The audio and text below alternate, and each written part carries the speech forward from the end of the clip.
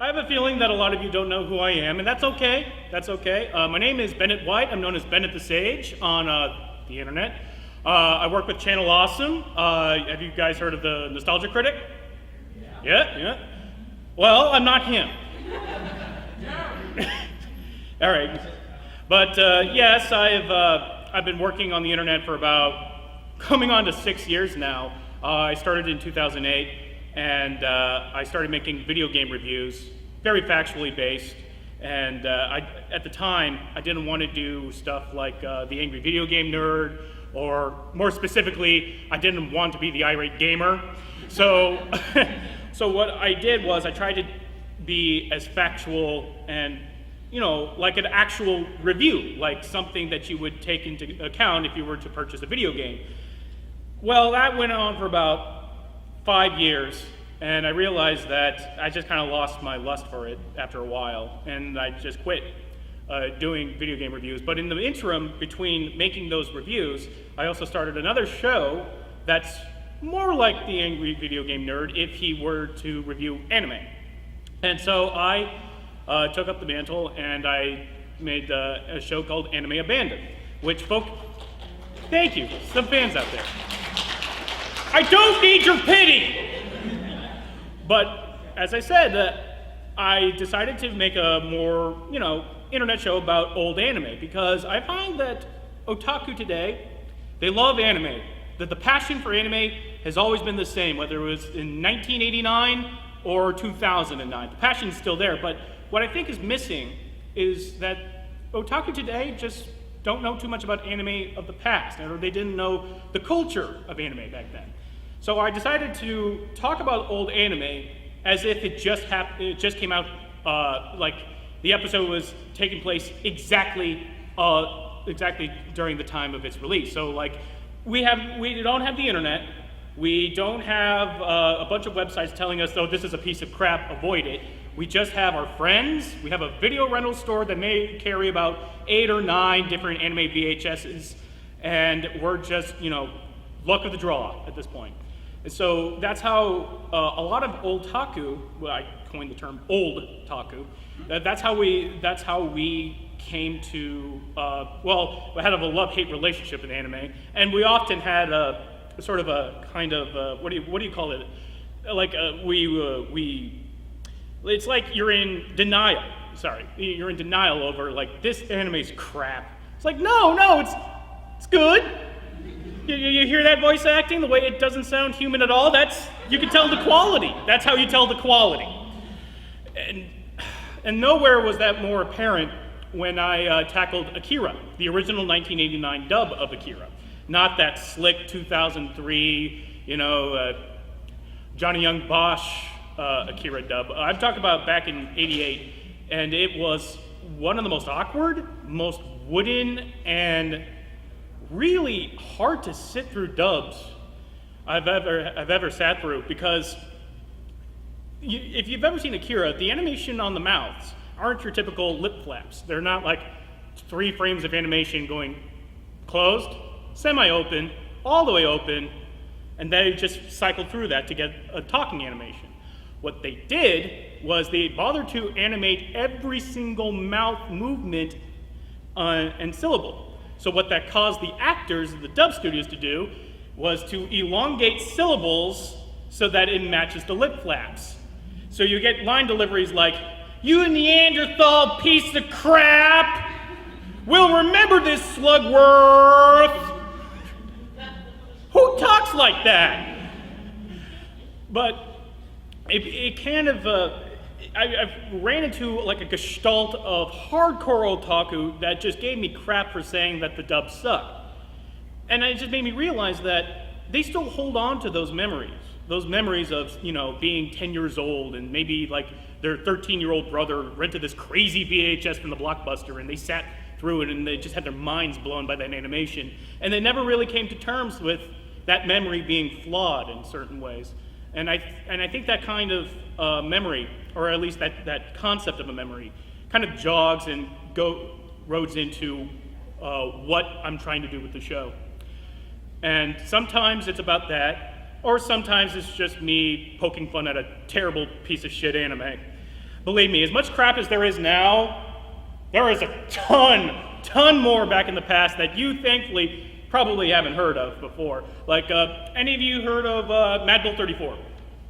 So, like, we got a few people here. For those of you who don't know what Mad Bull 34 is, it's an anime released back in '92, I believe, and it's about a cop who's about 8 feet tall, built like a brick shithouse.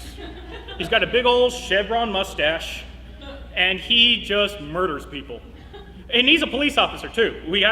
He's a police officer that shoots first and doesn't even bother asking questions later. And one of the more, I want to say, memorable moments of that show was that he was in a shootout with his partner, and they're stuck on a rooftop, and there's gangsters surrounding him. So what does he do? He drops trowel, and he reveals a cluster of grenades tied to his pubes. It's a grenade jockstrap. And he would pluck a grenade from one of his pubic hairs. You actually see the hair snap from his pelvis, and he would fling it to the gang members below. And they're just as shocked as we are. They're dying, and the dying sounds of that scene are so great because it's more actors who probably never got in front of a microphone in their life. So they're just doing, ah, ooh, these otherworldly death shrieks that I can't, when I saw that scene, when I have to impart upon you, when I first saw that scene, chunk, jaw hit the floor, eyes glazed over. You could have told me that San Francisco was just nuked and I would have believed it. You can't, sometimes anime just blindsides you in a way that you think is impossible because, let's face it, anime as an art form is just filled with weird, creepy moments like that. And you think that you'd get jaded after a while, but no. Over and over and over again, it surprises you and surprises you and surprises you. And that was another moment when I realized that this is what Anime Abandoned is supposed to be about. It's about either confirming or coming to terms with the anime of our past, and also to explore the weird, crazy moments of anime that maybe escaped the first go-around or has just, faded with time. Well, it's time to, bring it back to the forefront and say, you realize how crazy anime was in the early 90s? Do you? No! I do! That's why I wear tinfoil on my head.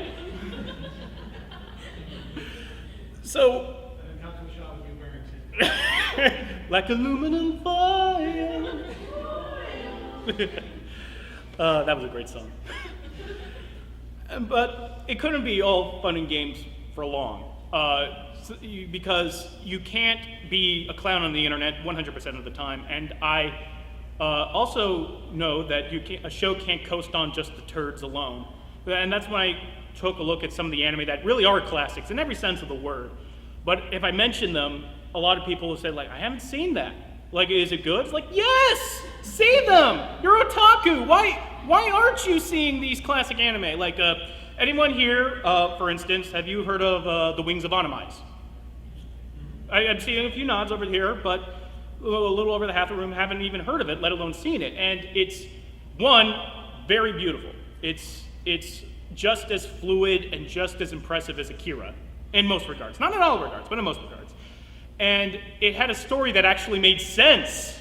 So that was another thing too, except for this weird character moment, but that's neither here nor there.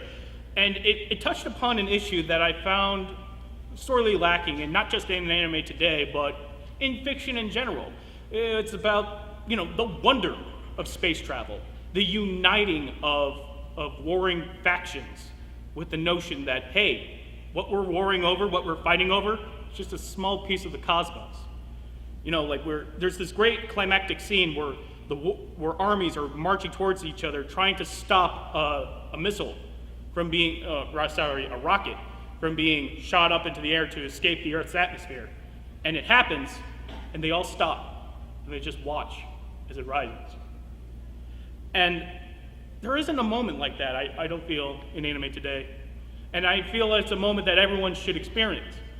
And that kind of completed the trifecta of how I view writing the show, making the show, is that there's these insane moments that we love to laugh at.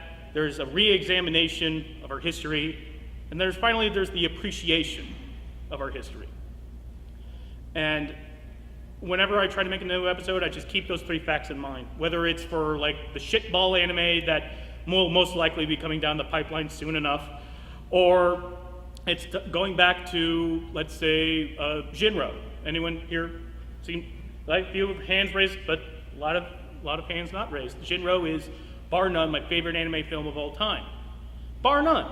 And I've seen hundreds of anime, and I still keep coming to that one as not only my favorite anime film, it's one of my damn near favorite films of all time. And it's important to, one, know why you love it, and express that love, and express that appreciation.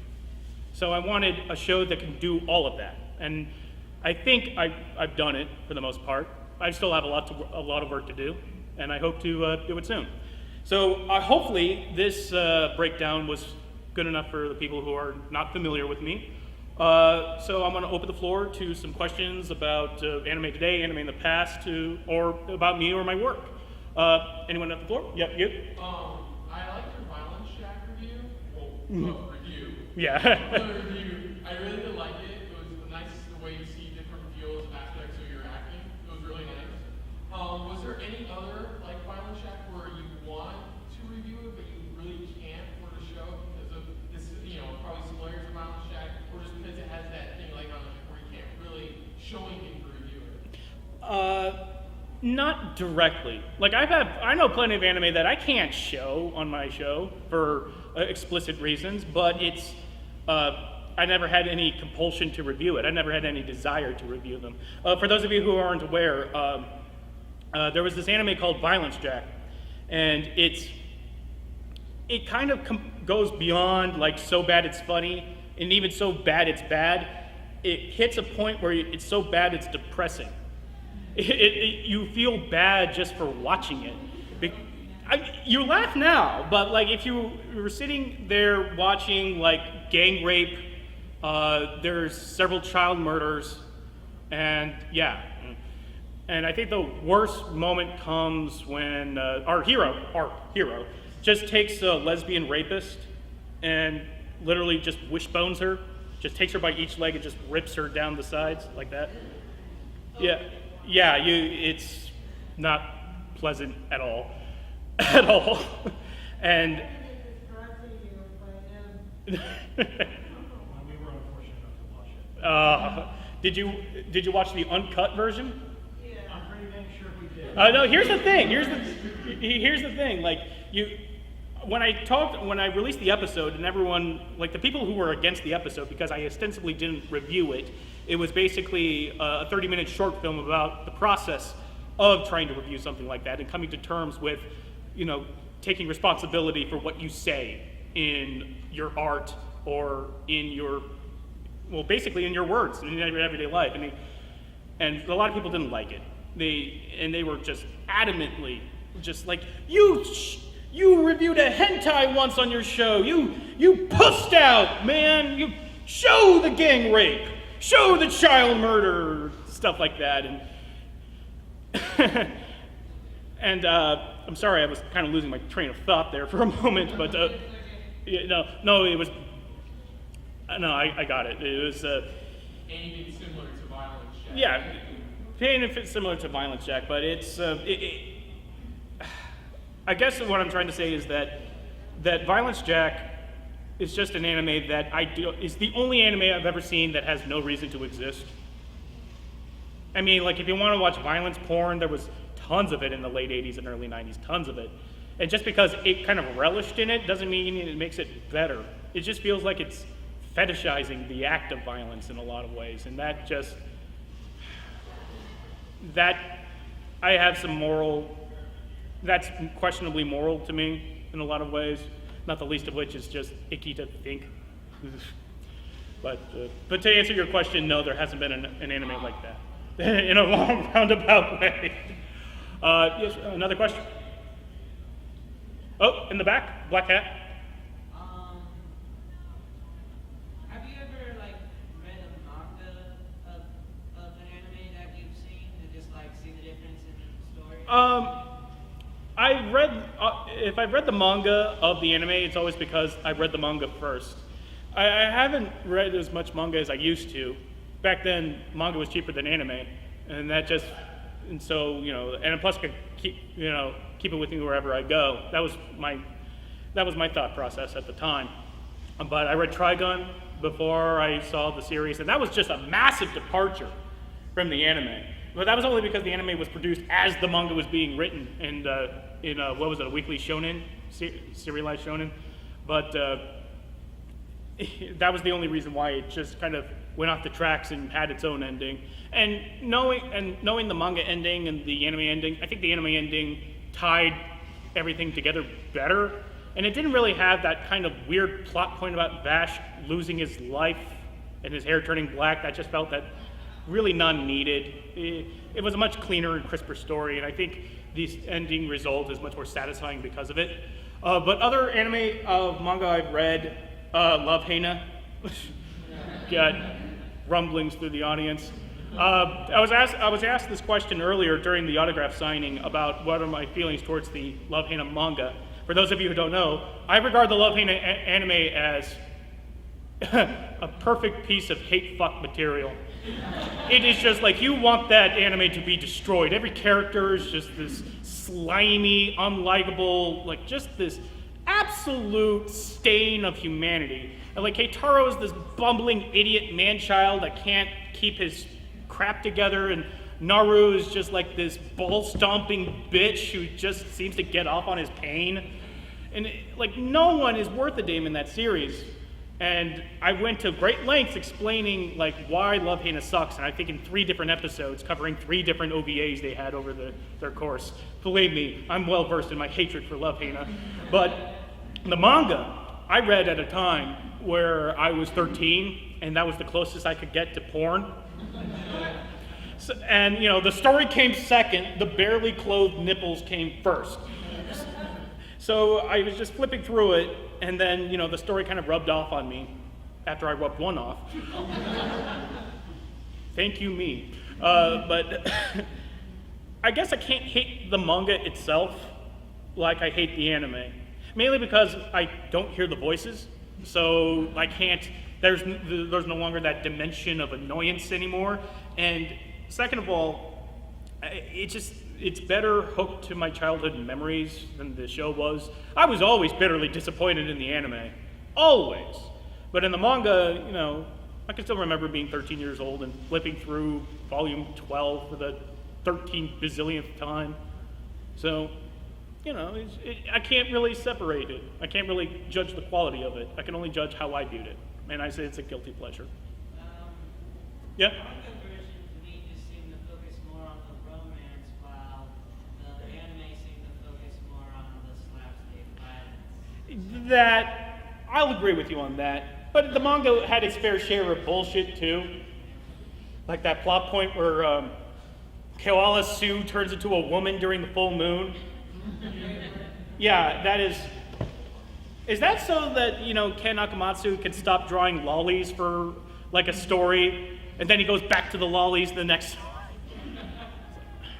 That man. The only person who's worse than that is Kenichi Sanada, better known as the artist behind Gunsmith Cats. Have you read Gunsmith Cats? Oh. Good manga, but if you hate lollies, you will hate that series. Another question? Oh, no, you have one right there? The white shirt, yeah. You've mentioned Digimon in a few episodes of the anime. What's your history with the show? I caught a marathon of Digimon when I was sick. I must have been 10 years old. Yeah, I was about 10 years old. So I caught a marathon that was on Fox Kids at the beginning, well, maybe not at the beginning, but somewhere towards the beginning, all the way towards Wizardmon being killed by Myotismon. The show is over 15 years old, come on! But yes, Wizardmon dies.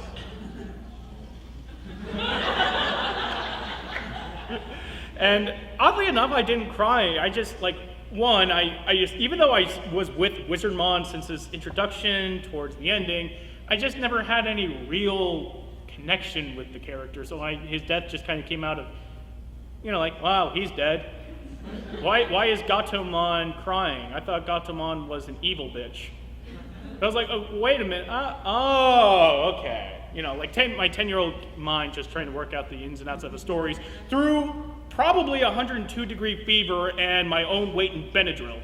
So it's, you're not exactly the most clear-headed during such moments. But yeah, that's basically my history with Digimon. My older brother liked Digimon just for the fact that it was crazy. He thought it was the most insane thing he's ever seen in his life. Keep in mind, he was just getting out of high school at that moment, so he didn't see much in the grand scheme of things. But he liked Matt. He loved Matt, and I always liked TK, so it was just like, he really is my big brother, and I'm the little brother, and it's so fun. Yeah, but the game stopped right there for him. And he loved the Digimon movie because he kept going, what? What? And the moment where I think he lost his skull was when, like, during that moment where Matt and TK were being driven fast on a scooter, and then all of a sudden Less Than Jake kicks in. Do you think it's strange that there's a way? Like, that was like my brother's favorite band at the time, so when he hears that, like, what? Ah! And that ending that just came out of nowhere. And it's like, quick, we must evolve into our megaforms to release the golden Digi-Egg. Why didn't you do this sooner? You could Digivolve into your megaforms anytime you want? It's like, where was it? Where was this at the end of season 1? No! And then I learned later that technically there was megaforms of all the Digimon, but they didn't have enough show time to go into all of them and have their own proper plot moments. So I'm thinking, okay, that's that, but I would have loved to see Hercules Kabuterimon. I mean, that would have been a mouthful to say for the dub actors, but come on. Hercules Kabuterimon, use your Giga Shock Attack or whatever it was called. Oh, God, such wasted opportunity. Digimon's final form is essentially God, when we find out, like, season 3 is like a Digimon God. Versus, what was it, Patamon's mega form, where he really was God, Seraphimon or something like that? I think so. He was like an archangel. Yeah, that show just went so off the trail, just like completely veered off the trail and over a cliff. I still love the show, but like logically, I know it's not a good show. At least the first season, especially the second season. I know, and Jezu Otaku will not shut up about it.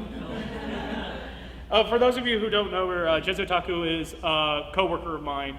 We work for the same site, and she is a huge Digimon fan. She loves her some Digimon, and she tweets a lot. She has like 20,000 tweets in 2 years. This woman's unstoppable. And like about 10% of them are Digimon related. It's like, oh look, a new Digi-Egg's released on their promotional site. What's the new Digimon going to be in this anime? It's like, shut up! Just shut the fuck up! We get it! It's like I can unfollow you on Twitter, yeah, but that would mean that you win. And I'm not going to let you have this. D.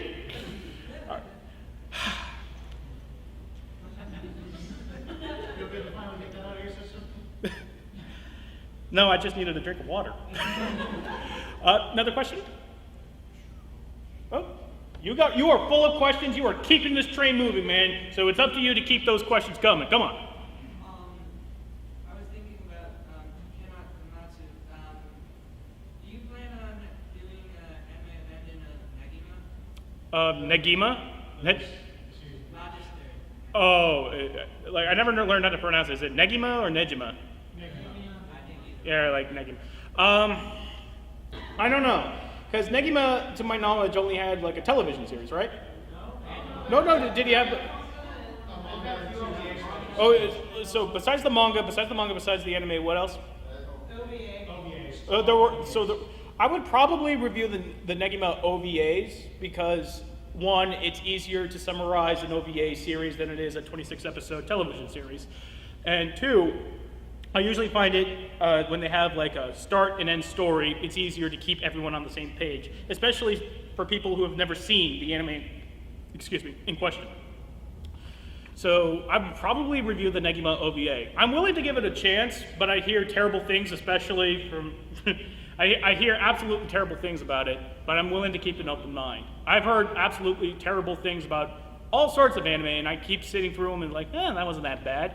And then, whereas like, oh, this is great anime, and sit through, it's like, this is fucking shit. It's like, are you high? You are. You are fucking high. Get the fuck out of here, man. Get out the fuck out of here, hypothetical individual that I just made up. You straw man. All right, another question? Oh, over here. You in the black shirt. Is there any series that you've been told was crap, but when you saw it, you thought, hey, it's actually pretty good? The closest I get to that, like that same kind of feeling was Eden of the East. I was told it was disappointing. I was told it lost the trail like early on, like it had a great premise, and then it just kind of like at the end. And for the most part, that was true. I do feel that it lost its head like about halfway during the season. I think I could point to the moment where this woman had ordered up a set of magic angel wings that were costume props to fly out a rapist from her hotel room. Yeah, I know. Yeah, exactly. Noblesse oblige. And I look at that moment, it's like, yeah, this show's just gotten fucking weird. But I stuck with it towards the end, where our lead hero, just makes himself the king of Japan. I know, right? It's just like I think I kept with the show just to see how crazier it got. And it kept getting crazier and crazier, but I was never bored. I was never disappointed. I think the show could have been logically better if they were more, narratively sound and was less past that halfway point. But I wouldn't say it was disappointing. I wouldn't say it was bad. I would say that it's special. But another question? No, he hadn't asked a question yet. Very sure. Okay. Even though you don't review games anymore, do you still have time to play them and get like some insight just from fun? Not often. I don't play games like I used to, and I'm actually kind of sad about that. Although there hasn't been any recent games released that have piqued my interest. I kind of like there's no reason for me to get an Xbox One or a PS4 or a Wii U, especially not a Wii U, or especially not Xbox One. Not that I think about it, but like the last recent game that I played was probably Grand Theft Auto 5. I love Grand Theft Auto 5, and I think last year was probably like the year of gaming for me. Like 2013 had so many great games released, like BioShock Infinite, The Last of Us, Grand Theft Auto 5. It was like, how could 2014 follow that up? And it turns out it didn't follow it up. It didn't even try to follow that up. So yeah, I know. It just like at that point I just realized that I can take a break from gaming. I can I can go back to the old games that I want to play again. Like I just picked up System Shock 2 again. I've also picked up Fallout 3 again. But I did that also. I picked up Fallout 3 specifically because I felt like I never gave that game a chance. That was, when I reviewed Fallout 3, I think that was the worst review I ever made because I didn't get it. Like the VAT system I never got. And I felt like it was too directionless. But that was before I really got the hang of like 8th generation sandbox games, which it was. And I realized those criticisms I had back then, I don't feel the same now. Like I think that game deserved better than the review I gave it. So for you on the internet, if you see this and you saw my Fallout 3 review, I am sorry. I know you've been carrying that anger torch with you for over 5 years, but know that your anger was justified. You can extinguish it now. Anniversary special. Yeah. Yes. Yeah. In your top 10 anime, you brought up before Kelly view of how the English dub was better than the Japanese dub. It was one of those rare times. Were there any other anime like that where the English dub was better? like I don't listen to a lot of subs, so I can't really say from personal experience, but I will say that every time there are American characters in anime, it just seems weird that they're speaking perfect Japanese, and when they do speak English, it sounds like this, and just like, huh? What? It's like I know that the Japanese dub team doesn't have a lot of actors that can speak English very well, and so you kind of have to give some creative license for that. Especially after I listened to the dub of an anime that only got a Japanese release, never made it stateside, and the premise is it's set entirely in America, and everyone's speaking English, but the dub team behind it were by English as a second language teachers. So they've had no acting experience, they could barely speak English, and so the whole delivery sounds like this. Yes, I like living in America. Don't you? Yes, we are totally normal Americans. Please pass the salt. It's like, it's like watching an episode of Twin Peaks where they spoke backwards, but then they played it forwards again. Where I come from, the birds sing a pretty song.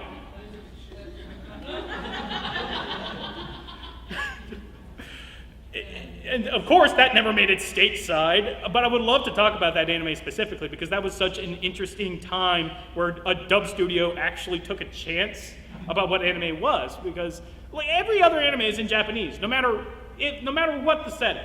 Like, hey, this anime is set in Hong Kong. They're all speaking Japanese. This anime is set in America. They're all speaking Japanese. This anime is set in France. They're all speaking Japanese!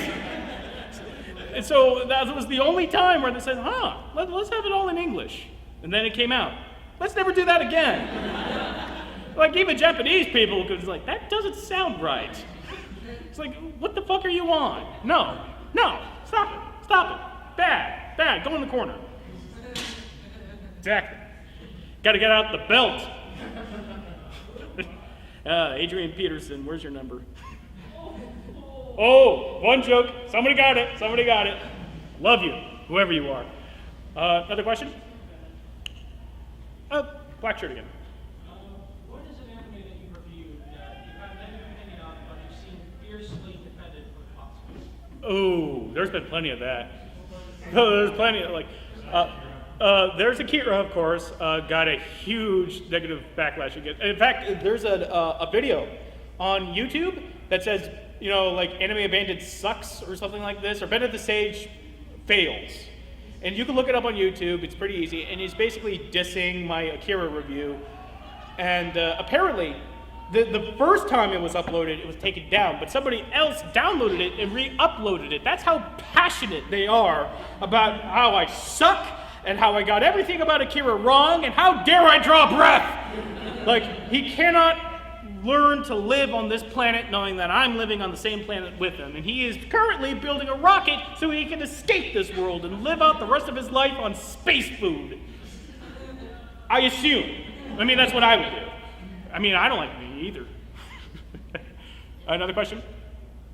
All right, had it down. What was your favorite crossover video to shoot with someone else? Lewis just gave me the eye back there. Like, well, I actually shot two crossovers with him. One wasn't anime related, and the other one was. And the one anime related one was actually very fun to shoot. It was Dracula's Sovereign of the Damned. That was a fun review to film and make, and he was great in it. But if I had to make a favorite, it would probably be the Diatron 5 review with Spoonie. That is, it's so good because it used his house very well. Like, there was this extended scene of me chasing him through the corridors, except you never see me move. I'm just kind of appearing next to the cut. It's like he's running up the stairs, flings the door closed, and then calls 911 because he's going to be forced to review a shitty anime. and then, there's me just kind of knocking on the doors, like, Booty! You can't hide forever. I don't know what was in my head at the moment where I decided that I would just kind of bamf from behind that door into his room without him knowing it. It's like, apparently I have that kind of power. At least in this review universe that I built for myself. But I also love that crossover because it was the first time that I worked with Mark the Engineer. And at that time, all he did was make me a little Photoshop ID badge for a visual gag. Dr. Bear. It's like, I needed a Photoshop, a badge with him saying like, yes, his name really is Dr. Bear. And it appears on his lapel, and that was the work of Mark the Engineer. And we didn't know each other very well at that time, but Noah kind of said like, well, I know Mark does some Photoshop work. Maybe if you ask him very nicely, he'll do it. And at the time, there was a kind of a reputation surrounding him that he's not exactly the easiest individual to get along with. But I won him over by the fact that he watched Clerks, the animated series, and so did I. So we were just riffing on it together as we were just kind of building this ID badge together. It was just like one joke on top of the other. It wasn't enough that there was this picture with Dr. Bear on it. All of a sudden, we put the Flamel from Full Metal Alchemist on there just to, scare some people. And I realized, wait a minute, he should be a department. He should be the head of a department. Maybe have him be the head of the children's burn ward inside the hospital. And that's the Clerks, the animated series reference. And then finally, we had to come up with a name for the hospital. And I just said Saint Ogenki's Clinic. Now, some of you got that, but for those of you who don't get that, Ogenki's Clinic was a hentai, and it was it featured a doctor whose head was shaped like a penis, and his job was to help people through their sexual dysfunctions. It was a harmless show. It was a harmless, fun gag show, but it was technically a porno. And so we were all just kind of like giggling to ourselves. There's a children's burn ward in a porn hospital. Like, that's the sad part of Saint Ogenki's Clinic. The fun part is the sexual dysfunction of the wards. Like, oh, there's all sorts of really fun, sexy stuff that happens there, but here we have the children's burn ward. Right next to the children's cancer ward. And the orphan ward. But exactly.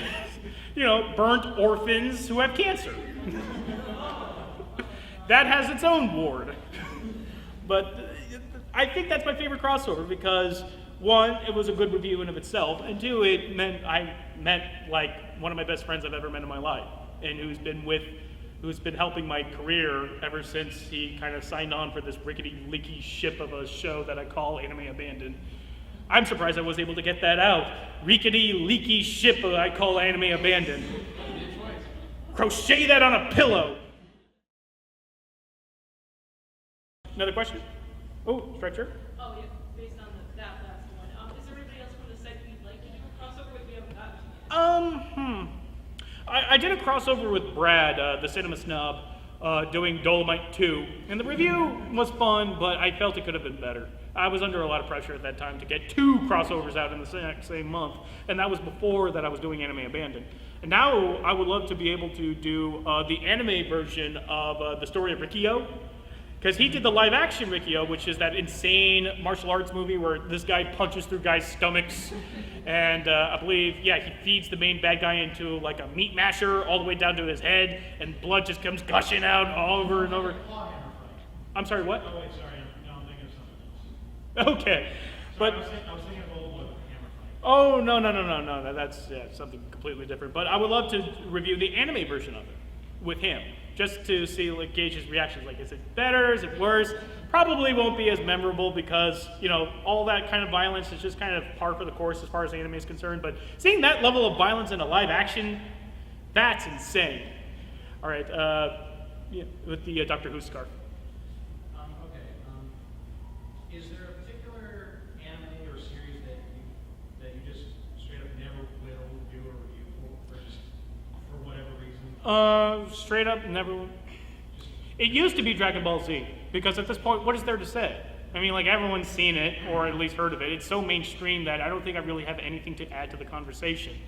But the more I thought about it, the more I realized, like, I do have my own personal history with Dragon Ball Z, and maybe I could talk about the series, or at least some of the movies, using that as a sort of a touch point, sort of a touchstone for the review. And also because I would love to get the Team 4-Star guys in on it too. Yeah. Like, you haven't heard Bennett the Sage, but Team 4-Star. But yeah, like, I'm also good friends with Scott, and Scott Kaiser-Neko, and I've always wanted him to participate in the show for more than just being my censor. For those of you who don't know, I use his face as censor, like a censor Kaiser. His smiling, grinning face, and it's in the design of the Laughing Man logo from Ghost in the Shell Standalone Complex. So the ring basically says, I thought what I'd do was I'd censor all the naughty bits for great justice. And Mark was so happy how that came out too.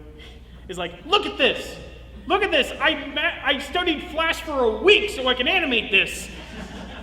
Like, not on top of him being like my script supervisor and my, every once in a while, Photoshop editor, he's also my animator. Like, he will animate lip flaps whenever I need Censor Kaiser to talk. He'll do that. And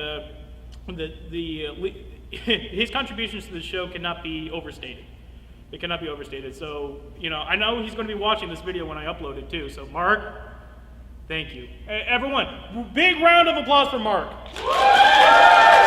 That's for you, buddy. That is for you. And that's when you find my body in a ditch. He will fly from Pennsylvania to where I live in Northern California, and he will find me, and he will feed me to wolves. He's a surly man sometimes, and he can't help it. It's his nature. It's his nature. Another question? I think, yeah. What's your favorite Jesco topic crossover? I did 3 crossovers with her. One, I just, as a joke, I sent her Aiken. And I felt it was kind of funny, because like, yeah, because at the time, she was hardcore, wasn't going to watch hentai. Like, she wasn't going to watch porn, nothing. Now, she's tweeting about Love Stage, and I looked up Love Stage, and there's like scenes where guys are like spreading their assholes open wider so they can fuck them. Like, I'm not lying. It's there in the manga pages, and she's reading them, and I'm thinking, like, where is this girl who 4 years ago saying, like, I never watched porn in my life? It's your fault. Maybe I am to blame. So that's what started that. Because I asked her plainly, so you will never review a hentai? She's like, never. Like, what about stuff that comes close to hentai but doesn't quite get there? And she said, yeah. And so I sent her Aiken because that was 1, dumb, and 2, it was a 2-episode OVA, like, no big whoop. Like, I've only seen clips of it. Like, I know how, like, ridiculous breast physics are. And, they look like 2 mounds of mashed potatoes just strapped to a lamppost. And, like, yeah, I thought she'll have a lot of fun with that, but it turns out she was just kind of disappointed by it because it was crazy, but not crazy enough. It was just like, yeah, it's just fan service fodder. So I said, okay.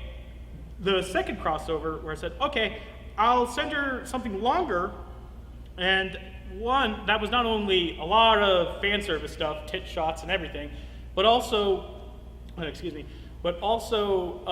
she would hate the ending because it was so heinous and so hatefully. Like, it did not need to be nearly as hateful as it was. And she did hate it. She hated it way worse than she hated Aiken. But it still wasn't quite the, like, it got me that response I wanted, like, Sage, you are fucking awful. You are awful. And here's me at the end of the keyboard.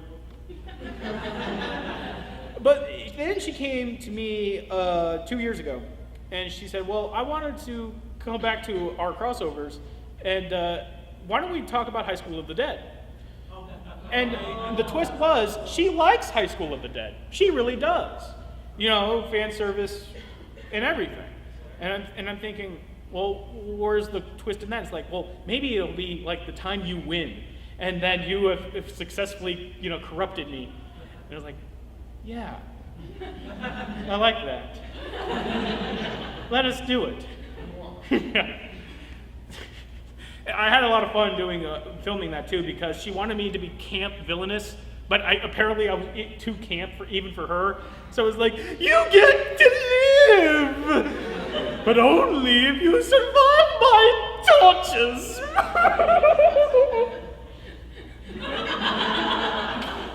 This is me.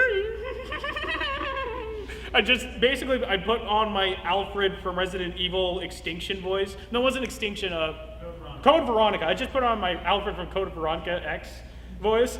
Claire Redfield. We meet for the first time. Weathering like a sun. Which was basically the Graham Chapman role in Meaning of Life when he dressed up with boxing gloves on and he had faucets for nipples. That weird ass scene in the middle of the movie for no reason. It's basically that voice. A fishy, oh. I'm like throwing out these references and they're just zing, zing, zing over you people. I'm so sorry.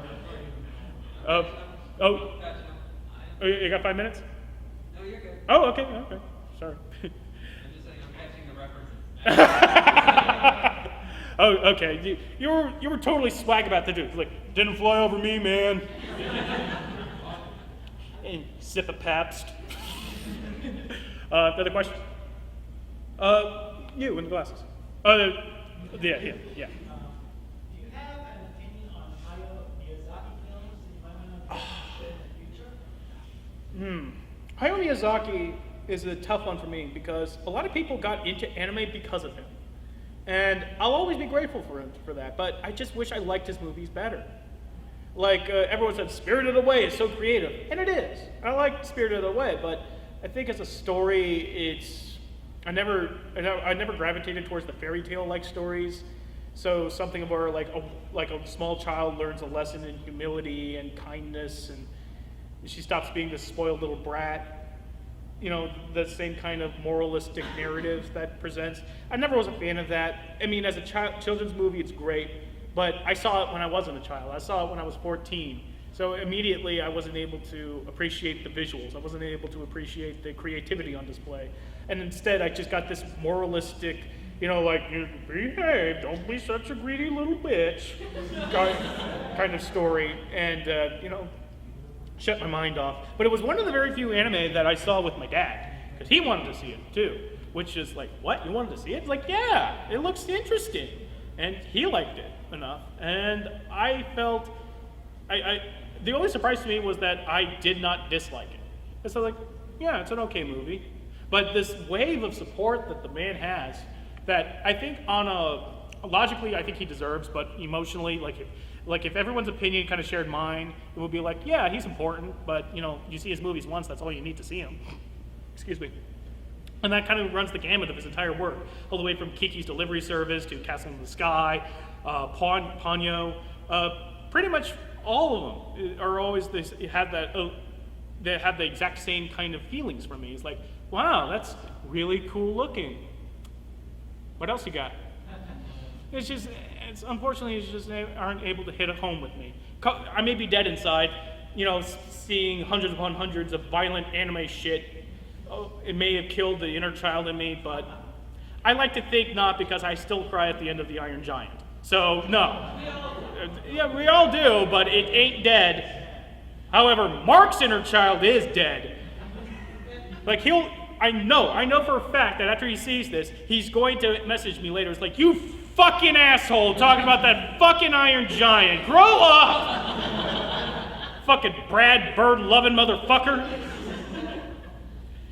I'm calling you out on it. Now he will message me. He's like, you asshole. You fucking asshole. Talking about Digimon and Iron Giant. Our relationship is really weird. Another question? Yes, in the goggles. How do you feel about Attack on Titan and its popularity? I can't rightfully talk about Attack on Titan because I haven't seen it, but everything I've heard about it and everything I've read about it feels like one of those shows that is popular for maybe not altogether the right reasons. I think it's popular because it plays to a lot of AMC show kind of audience baiting, like every episode ends on a cliffhanger that leads into another. There's always that same kind of pacing that a lot of shows like Breaking Bad and Sons of Anarchy and Walking Dead have. It feels like they're kind of latching onto that train and just riding it as far as it would go. I mean, as far as I know, the writing can be excellent and the characterization can be excellent because I haven't seen it and I can't judge it because of that. But I can say that the audience's reaction to it feels a little manufactured, I want to say. Like, this was always going to be a great hit show. Why haven't you watched it? Faggot? You know, that sort of combative attitude towards like people who haven't seen it. Granted, like you all have been very kind to me for whenever I said I haven't seen Attack on Titan yet. And I feel like the only way to watch it is, to binge watch it, like every other fucking show on Netflix. That has become like this sort of go-to show structure as far as not just anime, but every other medium, because Netflix has changed the game permanently. Like, nobody watches it episode by episode and like, oh, what's going to happen next? What's happen next? People are waiting for the entire show to happen and then watching an entire season of it. I mean, that's what Netflix has done. They don't release their own original shows episode by episode anymore. They release it all, the whole season, one at a time. Orange is the New Black, BoJack Horseman, any other Netflix show that I haven't named yet. Probably the Marvel ones when they come out. Yeah, or House of Cards. Exactly. It's playing into the we want to see the whole story now kind of mindset that I think Attack on Titan builds itself as, because every episode's a cliffhanger. So like now you keep them watching over on Netflix or on Hulu or on Crunchyroll or on whatever streaming service, legal streaming services. Come on, this is 2014 right now. There's plenty of options available. I think we're looking at a true time where torrenting doesn't have to be the only option. Like, we don't need to torrent anymore. We can see it for free. We have to sit through an ad. But what's 30 seconds of inconvenience matched up against, like, the creators get their money, the actors get their money, goods and services are changing hands. Like, I am wholesale against torrenting. The only time I've ever torrented was because I had no legal means at the time to get an anime that I wanted. And that was Mad Bull 34. And that was before it got a DVD release. 2 years later, after I made the episode, by the way. And I credit my show on it for the resurgence of the interest in Mad Bull 34. I'm calling it, because I got that kind of power. Because we were able to finally find a DVD. Yeah, Jinro got a re-release too. It used to be only belonged to Viz Video. Oh God, Viz Video. I mean, like, everyone remembers Funimation, everyone remembers ADV, and some people even remember Central Park Media, but nobody remembers Viz Video. Yeah, they had some. The thing about this video, they had some interesting properties. They had the King of Fighters. They had the Fatal Fury anime, which were pretty good. They had the Darkstalkers anime, which wasn't, and they had Jinro. It was like this weird sort of catalog they had. The only other distribution company I can think of with a weirder selection is like Urban Vision, and one guy knows Urban Vision. One guy. Like, they had the Vampire Hunter D Bloodlust movie. Yeah, and they had Wicked City, which was that's interesting anime, all of them. Believe me. But yeah, I think back to your original question? Back to your original question of Attack on Titan. I'll see it when I'll see it. I think we got time for one more question. All right, you get the last question, man. Is there a studio or an actor or just any contributor to like the production that you really, really like, but at one point they released something like, man, how could you go so low? Maybe not studio per se, but I do. There was a director by the name of Shinichi Watanabe, not Shinichiro Watanabe, but Shinichi Watanabe, and he directed Excel Saga. And yeah, like he has this insane attitude towards directing, and I love the man for it. But he released an anime called Puni Puni Poemi. He released an anime called Puni Puni Poemi, and it is so insane that it's just like, I literally cannot comprehend what is happening so fast. So it's just like, all right, I give up. I'm just letting whatever's happening happen. And the dub team, oh, God bless the dub team. They had to work with an insane script. There was a literal line that went something along the lines of, "Let's hear it for sleeves!" And then hands just come out of nowhere into the frame going, "Yay."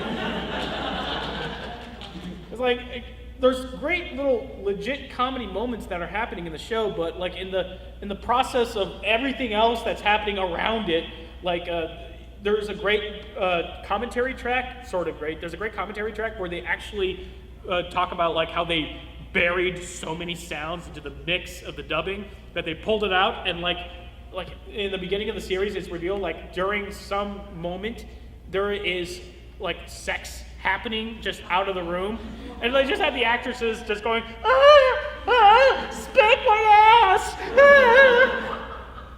It's like, they obviously had a lot of fun with it, but to actually watch the finished product is to watch madness unfurl slowly before your very eyes. You can see a man just unraveling. It's just seeing the creative process from it, especially since Puni Poemi has no like manga source. It's just the creative id run wildly rampant. Like, even as insane as Excel Saga was, it was still based off of manga. So there was still like these little moments where they had to go back to the source material. Outside of when Shinichi Watanabe literally comes into the anime as Nabeshin. Yeah, that's what Nabeshin was. Nabeshin was the personification of Shinichi Watanabe. And like all the people he was talking to were like the creative team, like the animation director or like the storyboard artist. And you had to know the machinations of anime production in Japan to get all the jokes that were happening in Excel Saga. And that same sort of creative spirit and creative comedy was there in Puni Poemi, but just none whatsoever. Like, absolutely no like anchor point, as it were. So I think, am I done? Yeah, I gotta wrap it up. All right, thank you all for coming out. Probably not to see me, but I thank you all for being here just the same. You're lovely people. Thank you for putting up with my madness.